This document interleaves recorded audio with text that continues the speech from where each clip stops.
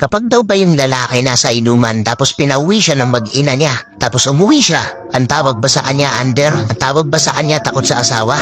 Ito kadalasan nagiging buyuan ng mga tropa kapag gagaling ka sa inuman, tapos pinauwi ka ng asawa mo, tapos pumayag kang umuwi.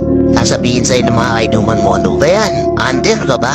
Takot ka ba sa asawa mo? Ang tawag sa mga ganong klaseng lalaki, responsableng lalaki, responsableng ama, responsableng asawa. Kasi hindi naman sa lahat ng oras na kagaya ng dati nung binata pa siya na pwede siyang makipagpaparan sa inuman hanggang madaling araw. Meron na yung binubuhay na pamilya, meron na yung nag-aantay na asawa, meron na yung nag-aantay na anak. Kaya huwag kang mahiya bro kung sasabihin sa'yo ng mga kaibigan mo, ano ba, under ka ba? Takot ka ba sa asawa mo?